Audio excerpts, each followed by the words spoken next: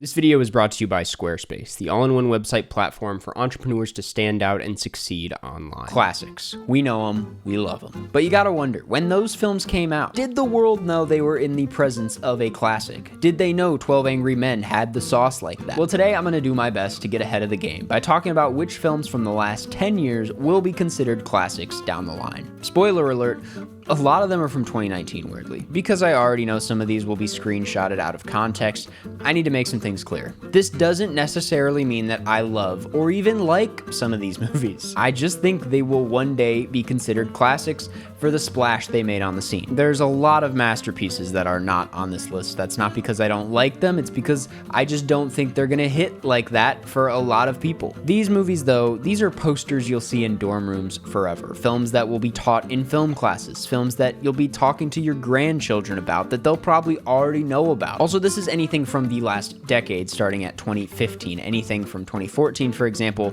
is pretty decided on at this point. So let's kick it off with Fury Road was and still is such a beast of a film. It's been 10 years since its release and it still hits just as hard. I still discover new details, I still lean forward in my chair, it still looks better than most movies that have come out in the last few years. Even if it didn't really make the biggest splash in the world on its initial release, it's earned the reputation as an action film that went beyond the constraints of its genre, even reaching Best Picture nominations. It's one of those undeniable masterpieces that even those who wouldn't come near something like it could appreciate.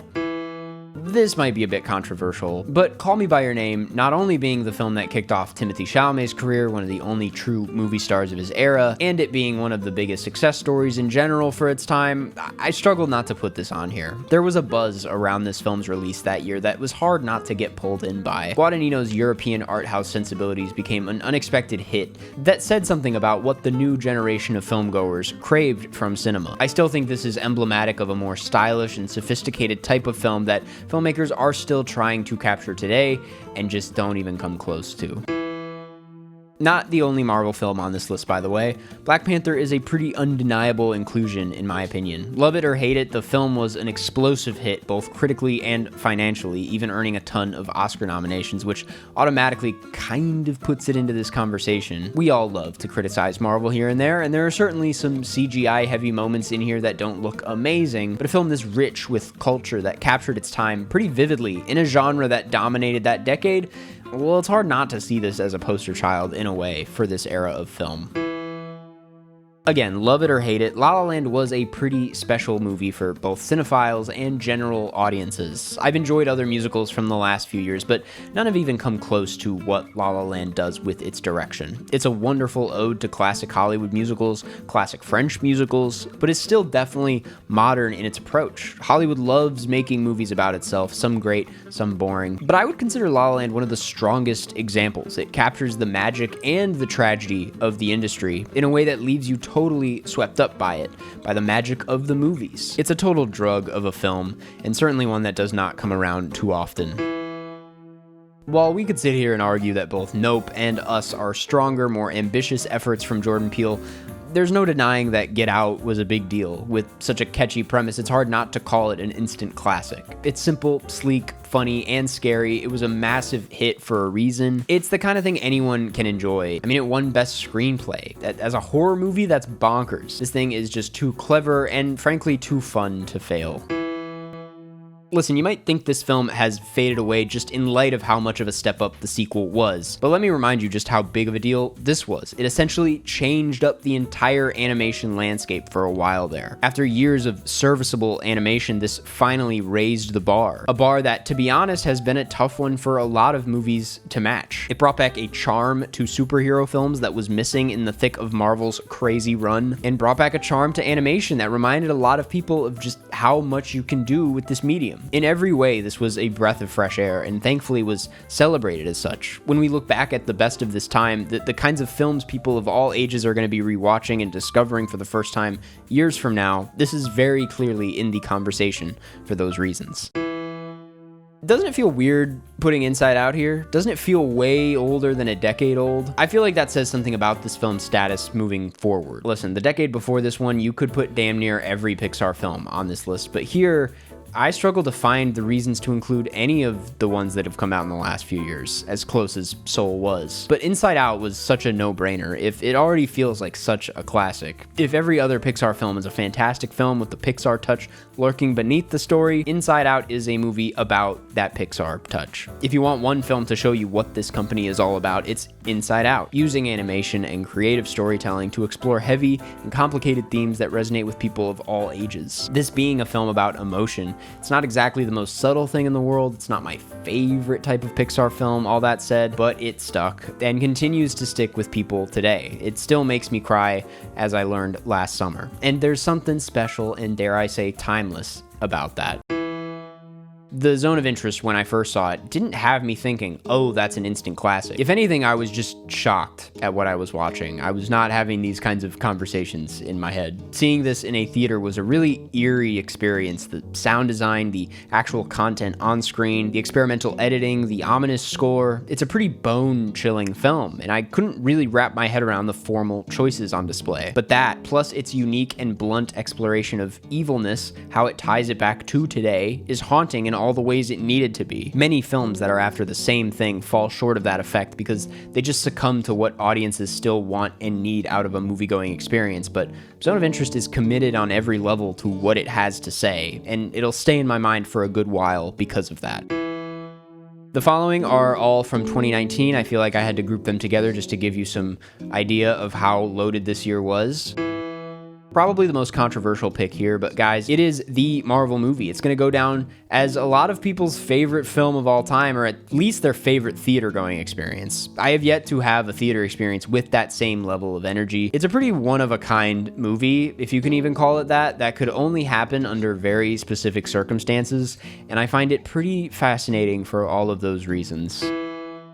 Super crazy for me to put this on here and not Hereditary, but Midsommar is on the brink of being a household name for movies. Most people, when they see the flower dress or any of the outfits here, will immediately recognize the film. It was a bigger moment than people realize. Even if not everyone loved watching it, it cemented itself in film history not only for how disturbing parts of it are, but it's also sort of the poster child for modern horror.